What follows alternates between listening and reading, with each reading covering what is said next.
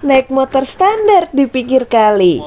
Kuy, di like film Bodyguard yang main Uncle Jet Li. Apa kabar sesama pecinta film? Semoga semua sehat-sehat ya.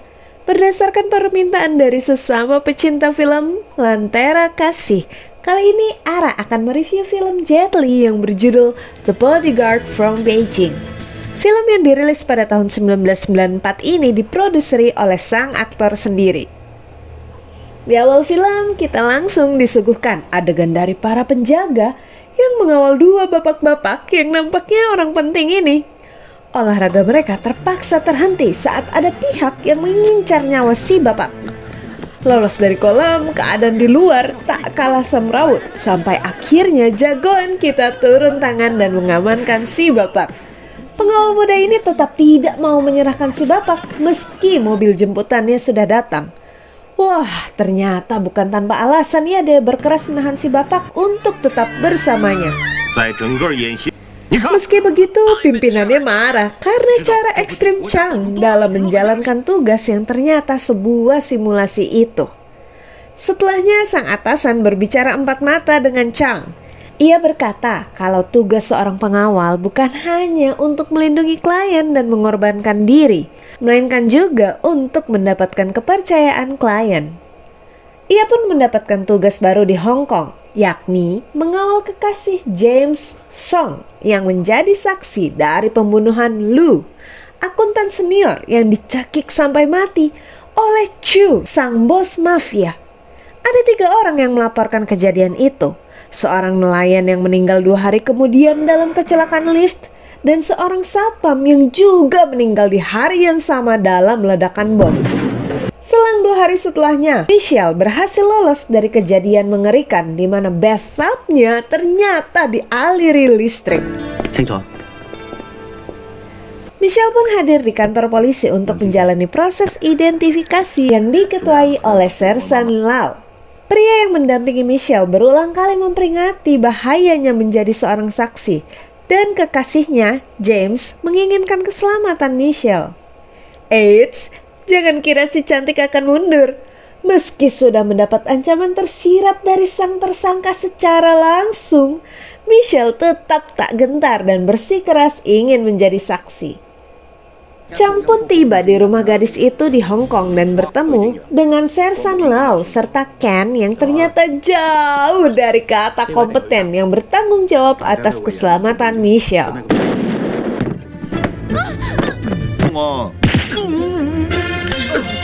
Para pengawal kurang berguna itu pun dipecat.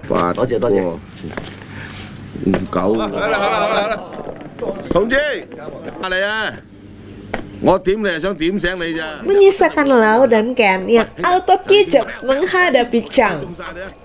Dengan ketelitian yang menjengkelkan untuk Michelle, Chang memeriksa setiap sudut rumah itu.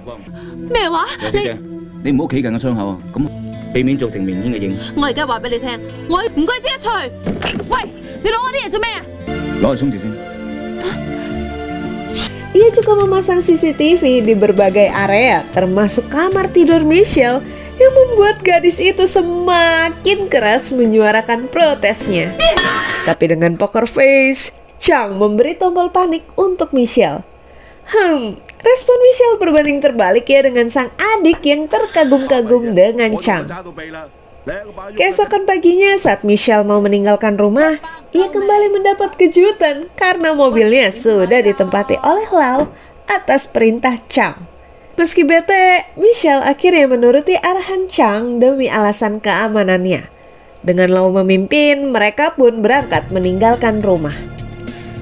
Wah, feeling Chang bener dong. Ada motor yang langsung mepet dan anehnya berlalu begitu saja saat dilihat bahwa Lau yang berada di dalam mobil. Tak lama kemudian mobil Lau kembali mendapat gangguan saat tiba-tiba ada truk yang nyaris menabraknya, meninggalkan Lau yang mencak-mencak ke supir truk. Mobil yang dikendarai Chang dapat berlalu dengan mulus. 1, 2, 3, Di tengah perseteruan Chang dan Michelle, rumah itu semakin ramai dengan Lau dan Ken yang bertaruh dalam pacuan kuda. Wah, Lau bahkan menghabiskan tabungan pendidikan anaknya dalam taruhan kali ini. Di malam yang tenang, Chang dibuat waspada karena alarm yang terhubung dengan tombol panik tiba-tiba berbunyi. Dengan sigap, Chang menerobos masuk ke dalam kamar Michelle yang ternyata sedang mandi. Buset, main toyor aja pala orang. Adik Michelle auto ketakutan dan meminta maaf karena tanpa sengaja telah menekan tombol tersebut. Wah, gak cuma Michelle nih ternyata yang bete. Chu, si bos mafia juga gondok karena tidak ada satupun utusannya yang berhasil melenyapkan sang saksi terakhir. Lawan bicaranya berkata bahwa ia sama sekali tidak bisa mendekati target karena ada pengawal dari Beijing yang menjaganya dengan ketat. Namun Chu tidak mau tahu dan menuntut penyelesaian secepatnya. Meski sudah sejelas itu bahwa nyawanya tengah terancam, Michelle malah mengendap-endap kabur dari kamarnya. Waduh, siapa tuh yang ngambil foto Michelle? Wah, jangan-jangan ada musuh dalam kasur nih. Buset, mana ngagetin banget lagi si Ken pakai acara pegang-pegang Michelle segala.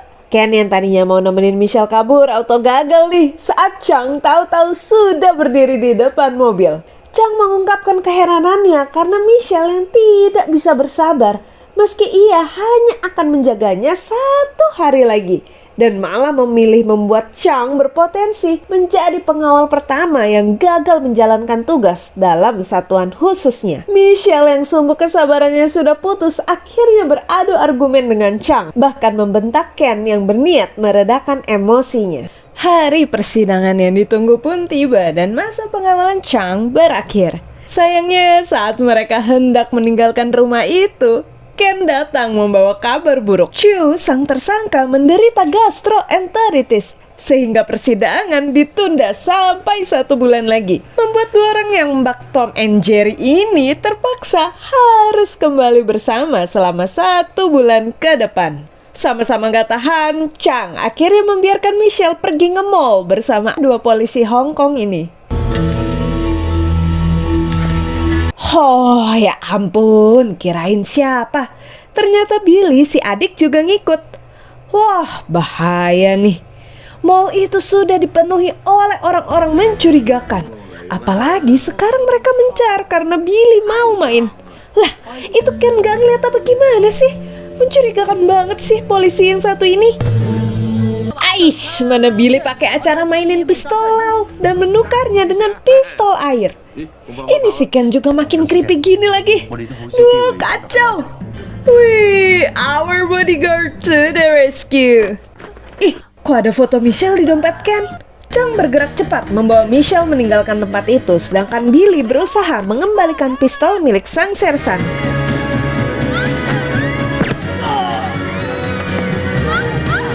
Heran deh, kok bisa ya nggak ngeh kalau itu cuma pistol mainan. Beruntung Chang yang jeli menyadari kode penyamaran para pembunuh bayaran itu, sehingga lagi-lagi Michelle terhindar dari bahaya. Aksi seru pun terjadi saat Chang menembaki 1 persatu pembunuh bayaran yang terus bermunculan.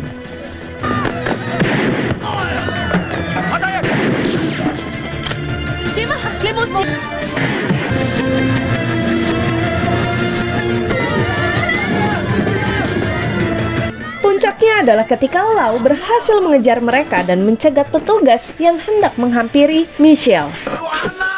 Aduh, pinter bener deh. Lau malah nendang pistol asli miliknya yang dikembalikan oleh Billy. Lau pun tertembak dan Chang segera menumbangkan si petugas gadungan serta membawa Michelle pergi dari tempat itu. Meski kesakitan, Lau meyakinkan Billy yang menangis bahwa ia tidak apa-apa berkat rompi peluru yang dikenakannya. Setelah mengobati luka Michelle, Chang mendatangi Billy yang nampak terpukul akibat kejadian tadi. Billy luar biasa menyesal dan terus meminta maaf. Michelle yang mengintip pun dibuat tersenyum karena Chang yang tiba-tiba berbicara panjang lebar dan menceritakan kisah menyedihkan tentang seorang anak nakal yang tinggal di kuil Shaolin. Anak ini mendapat maaf serta kasih sayang yang tak berkesudahan dari gurunya, tak peduli apapun yang ia perbuat. Sampai suatu hari tanpa sengaja, ia membakar kuil itu karena bermain dengan lilin. Sedihnya, saat hendak meminta maaf, ia telah terlambat karena gurunya tewas dalam kebakaran itu. Michelle yang turut mendengar cerita itu memanggil Chang dan menyadari bahwa itu adalah kisah masa kecil Chang. Dengan senyum manisnya, ia juga meminta maaf pada Chang. Eci, kayaknya ada yang mulai tumbuh nih di antara Michelle dan Chang. Tunggu. Lah, Michelle kan udah punya pacar. Aduh. Di tempat lain, seorang pria misterius mencuri jenazah si petugas gadungan. Dengan kejam, ia menghabisi semua petugas yang menghalanginya.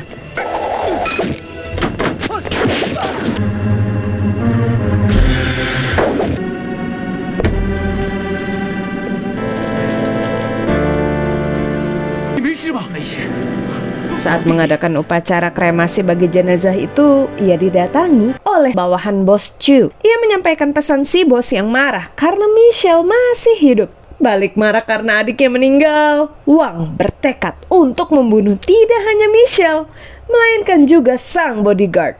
Lau dan Chang dikabari oleh petugas forensik perihal kejadian itu. Lau amat berterima kasih pada Chang karena sudah menyelamatkannya dan hendak mentraktirnya makan. Seiring berjalannya waktu, Chang jadi semakin manusiawi ya.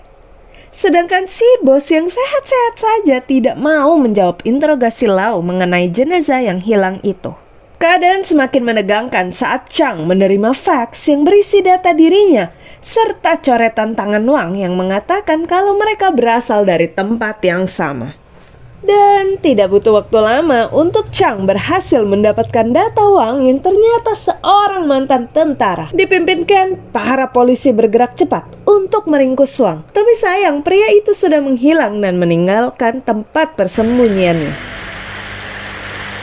Wah, Michelle makin agresif dong ngedeketin Chang, pakai acara pura-pura jatuh segala. Waduh, CCTV di belakang rumah menangkap gambar Wang yang seolah sengaja mengolok-olok mereka. Tanpa buang-buang waktu, Chang bergegas mengejar Wang. Lagi-lagi Wang memanfaatkan orang lain untuk memancing Chang dan mengancamnya melalui kematian pria tua itu. Para pengawal ini pun semakin tegang karena sadar bahwa keberadaan mereka sudah terekspos. Tapi mereka memutuskan untuk merahasiakan hal ini dari Michelle agar tidak merusak hari ulang tahunnya. Saat James menelponnya dan menawarkan pengawal pengganti, dengan singkat Michelle malah bilang kalau dia tidak jadi ganti pengawal dan memutuskan sambungan begitu saja. Positif udah kesemsem sama Chang ini sih. Hari ulang tahun Michelle pun tiba. Meski sederhana, perayaan kecil yang dipersiapkan para pengawal itu sukses membuat Michelle tersenyum bahagia. Tapi mereka auto waspada saat ada tamu yang wajahnya ditutupi buket bunga besar yang ternyata dari James. Kebahagiaan Michelle terpecah saat James sendiri ternyata menjemputnya untuk makan malam dalam rangka ulang tahun sang kekasih. Sayangnya, Michelle yang bersemangat memuji Chang saat berbicara dengan James tidak dapat menyembunyikan perubahan hatinya ketika ia refleks menolak genggaman James. Dengan pintar, James menegaskan posisi Chang dengan terang-terangan berterima kasih kepada Chang karena tugas menjaga Michelle hampir usai. Suasana di mobil menjadi sedikit awkward bagi Chang karena Michelle yang tak berhenti memandanginya. Wah, setelah menghadiahkan jam untuk Chang,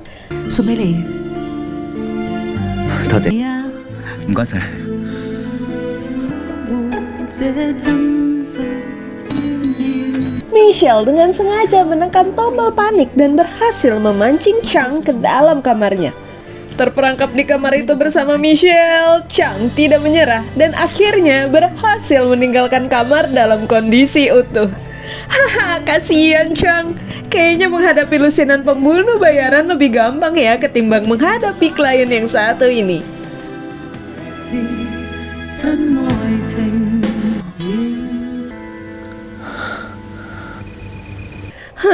Salut sama Lau yang tampaknya cuek tapi ternyata cukup peka sama kondisi Chang. Ia menasihati pemuda itu untuk tidak menyia-nyiakan kesempatan yang datang seperti yang dulu pernah ia lakukan sampai sang istri pergi meninggalkannya. Menurut Lau, melawan perasaan hanya akan membuat Chang semakin menderita. Di tengah perbincangan mereka, alarm kembali berbunyi. Waduh, kali ini beneran dong. Ken berusaha membawa Michelle pergi, tapi sayang ia tertembak. Duh, Ken berjuang sekuat tenaga meski tubuhnya terus dihujani peluru. Wang ternyata membawa begitu banyak anak buah dan menyerang tempat itu. Chang berjuang menumbangkan mereka.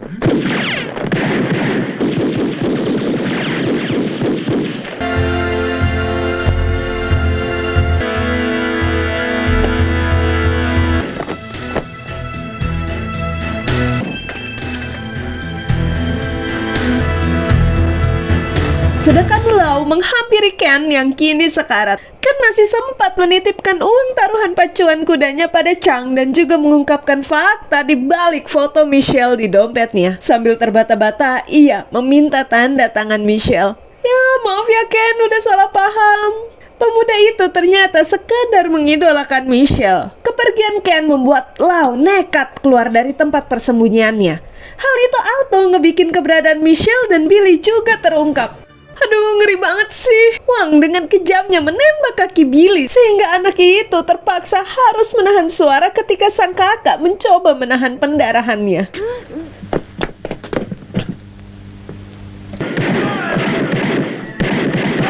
Wang juga jadi mengetahui keberadaan Chang akibat tombol panik yang ia temukan. Chang memilih meninggalkan alarm yang ia pegang sehingga kedua alat itu pun berada di tangan Wang. Ya, Michelle malah langsung mendatangi suara alat itu karena mengira Chang masih memegang alarmnya. Wih, lagi-lagi kesigapan Chang membuat Wang kembali gagal menuntaskan misinya. Mereka semua juga dibuat terkejut oleh Chang yang mendadak menyalakan lampu dan malah meletakkan pistolnya begitu saja. Chang dengan sengaja ngebocorin gas untuk mencegah penggunaan pistol. Hal itu cukup efektif untuk kebanyakan orang, kecuali Wang yang sudah dibutakan oleh dendam akibat kematian saudaranya. Chang segera memanfaatkan kondisi itu untuk mengeliminasi musuh-musuhnya, sedangkan Lau tumbang saat melawan Wang. Kini tersisa Chang dan Wang yang akhirnya berhadapan dan saling adu skill. Sambil berusaha mendapatkan air, mereka berjuang menumbangkan satu sama lain di tengah udara beracun akibat gas tadi.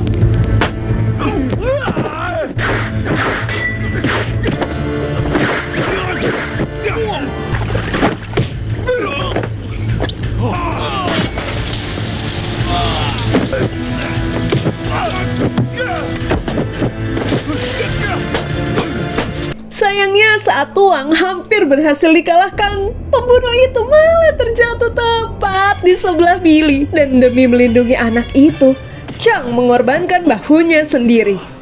Ketika Wang berhasil menyandra Michelle, tanpa diduga James datang dan berusaha membujuk Wang dengan uangnya untuk melepaskan Michelle tanpa menyadari bahwa pria di hadapannya sudah dibutakan oleh dendam. Saat ada kesempatan ketika pembunuh itu mundur, Chang melindungi Michelle dengan tubuhnya dan menerima 2 tembakan, namun berhasil mencabut senjata Wang yang menancap di dadanya. Senjata itu langsung ia lemparkan ke leher Wang dan mengakhiri nyawa sang pembunuh bayaran. Melihat kekacauan di depannya, James menyadari bahwa kini kekasihnya sudah berubah. Tanpa diduga, James dengan berbesar hati mengantar Michelle ke perbatasan antara Hong Kong dan Tiongkok. Namun mereka tertahan oleh para penjaga yang tidak memberi mereka izin untuk lewat. Kita kembali dikejutkan karena Chang memberikan seluruh bayarannya kepada Lau untuk membiayai uang sekolah anaknya. Ia juga mengembalikan kotak jam pemberian Michelle yang ternyata berisi jam tangan yang biasa ia pakai, membuat Michelle memiliki secercah harapan akan pria itu. Agak nanggung ya gegara open endingnya, tapi nggak diragukan lagi lah ya, meski jadul, film ini tetap ngegigit. Gimana enggak? Siapa sih yang nggak mau punya bodyguard macam Chang? Apalagi kalau bisa dijadiin pacar. Mohon maaf ya, ada sedikit gagal fokus. Dan seperti Chang yang tahu kapan harus berbuat baik, Kuy, kita bersikap lebih bijaksana dan dapat mengulurkan tangan dalam membantu mereka yang betul-betul membutuhkan.